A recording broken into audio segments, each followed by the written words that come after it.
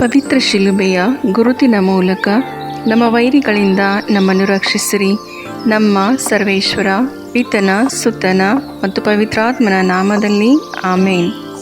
ಓ ಯೇಸುವಿನ ಪವಿತ್ರ ಹೃದಯವೇ, ಸಂತ ಕನ್ಯಾಮರಿಯಮ್ಮನವರ ನಿಷ್ಕಳಂಕ ಹೃದಯದ ಮೂಲಕ ಮತ್ತು ನಿಮಗೆ ಅತಿ ಪ್ರಿಯರಾದ ಸಂತ ಜೋಸೆಫರ ಮಧ್ಯಸ್ಥಿಕೆಯ ಮೂಲಕ ನನ್ನ ಇಂದಿನ ದಿನವನ್ನು, ಎಲ್ಲ ಕೆಲಸ ಕಾರ್ಯಗಳನ್ನು, ವಿದ್ಯಾಭ್ಯಾಸವನ್ನು, ಪ್ರಯಾಣವನ್ನು, ಇಂದಿನ ಅನುಭವಗಳನ್ನು, ಆರೋಗ್ಯವನ್ನು, ನನ್ನ ಕುಟುಂಬದ ಸದಸ್ಯರನ್ನು, ಬಂಧು ಮಿತ್ರರನ್ನು, ನೆರೆಹೊರೆಯವರನ್ನು, ನಾನು ಸಂಧಿಸುವ ವ್ಯಕ್ತಿಗಳನ್ನು ನಿಮಗೆ ಅರ್ಪಿಸುತ್ತೇನೆ. ನಾನು ಆಡುವ ಮಾತು, ಮಾಡುವ ಆಲೋಚನೆಗಳು, ತೆಗೆದುಕೊಳ್ಳುವ ನಿರ್ಧಾರಗಳನ್ನು ಆಶೀರ್ವದಿಸಿ ಅವುಗಳಿಗೆಲ್ಲ ನೀವೇ ಪ್ರೇರಣೆಯಾಗಿರಿ. ಇಂದಿನ ದಿನ ನಿಮ್ಮ ಸುರಕ್ಷತಾ ಕವಚವನ್ನು ನನ್ನ ಮೇಲೆ ಇರಿಸಿ ಸಕಲ ಕೇಡುಗಳಿಂದ ನನ್ನನ್ನು ಕಾಪಾಡಿರಿ. ದಿನದ ಪ್ರತಿ ಗಂಟೆಯಲ್ಲಿಯೂ ನನ್ನೊಂದಿಗೆ ಇದ್ದು ನನ್ನನ್ನು ಕೈ ಹಿಡಿದು ನಡೆಸಿರಿ. ಆಮೇನ್. ಸಂತ ಲೂಕನು ಬರೆದ ಸುಸಂದೇಶದಿಂದ ವಾಚನ. ಯೇಸುವಿನ ಉಪದೇಶವನ್ನು ಕೇಳಬೇಕೆಂದು ಎಲ್ಲ ಸುಂಕದವರು, ಪಾಪಿಗಳು ಆತನ ಬಳಿಗೆ ಬರುತ್ತಾ ಇರಲು ಫರಿಸಾಯರು, ಶಾಸ್ತ್ರಿಗಳು, ಇವನು ಪಾಪಿಗಳನ್ನು ಸೇರಿಸಿಕೊಂಡು ಅವರ ಜೊತೆಯಲ್ಲಿ ಊಟ ಮಾಡುತ್ತಾನೆ ಎಂದು ಹೇಳಿಕೊಂಡು ಗುಣಗುಟ್ಟುತ್ತಿದ್ದರು. ಆಗ ಆತನು ಅವರಿಗೆ ಒಂದು ಸಾಮ್ಯವನ್ನು ಹೇಳಿದನು. ಅದೇನೆಂದರೆ, ನಿಮ್ಮೊಳಗೆ ಯಾವ ಮನುಷ್ಯನಾದರೂ ತನಗೆ 100 ಕುರಿಗಳಿರಲಾಗಿ ಅವುಗಳಲ್ಲಿ ಒಂದು ಕಳೆದು ಹೋದರೆ ಅವನು 99 ಕುರಿಗಳನ್ನು ಅಡವಿಯಲ್ಲಿ ಬಿಟ್ಟು ಕಳೆದು ಹೋದದ್ದು ಸಿಗುವ ತನಕ ಅದನ್ನು ಹುಡುಕಿಕೊಂಡು ಹೋಗದೇ ಇದ್ದಾನೆ.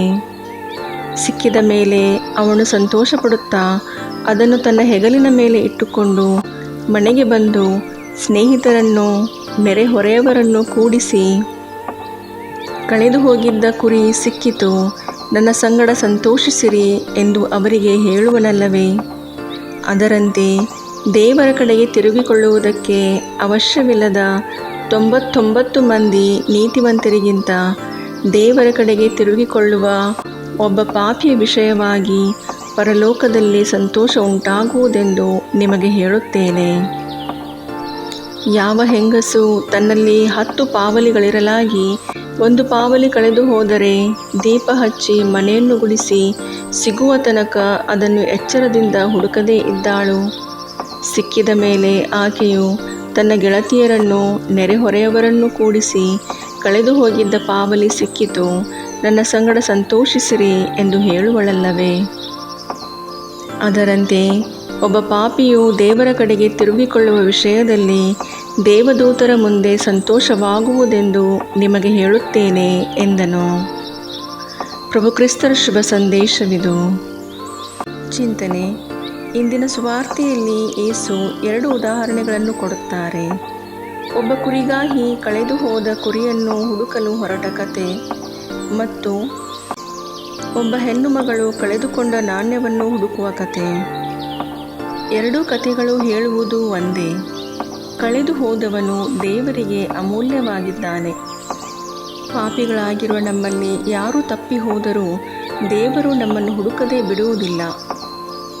ಅವರು 99 ಜನರನ್ನು ಬಿಟ್ಟು ಒಬ್ಬನಿಗಾಗಿ ಮಾತ್ರ ಹುಡುಕಾಡಲು ಹೊರಟು ಹೋಗುವ ದೇವರಾಗಿದ್ದಾರೆ. ದೇವರ ಪ್ರೀತಿ ಮತ್ತು ಕರುಣೆ ಅಪಾರವಾದುದು. ಪಾಪಿಗಳಾಗಿರುವ ನಾವು ಮನತಿರುಗಿದಾಗ ದೇವರ ರಾಜ್ಯದಲ್ಲಿ ಸಂತೋಷ ಉಂಟಾಗುತ್ತದೆ ಎಂದು ಯೇಸು ಹೇಳುತ್ತಾರೆ.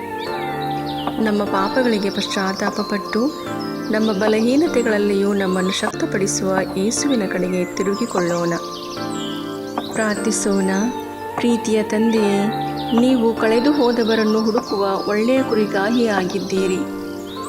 ನಮ್ಮ ತಪ್ಪು, ಪಾಪ, ಅಜಾಗರೂಕತೆಯಿಂದ ನಾವು ದೂರವಾದಾಗಲೂ ಸಹ ನೀವು ನಮ್ಮನ್ನು ಮರೆತು ಹೋಗುವುದಿಲ್ಲ. ನಮ್ಮ ಪಾಪಗಳಿಗೆ ಕ್ಷಮೆ ನೀಡಿ ನಿಮ್ಮ ಪ್ರೀತಿಯ ಕರುಣೆಯಲ್ಲಿ ನಮಗೆ ಮರುಜೀವನವನ್ನು ನೀಡಿರಿ.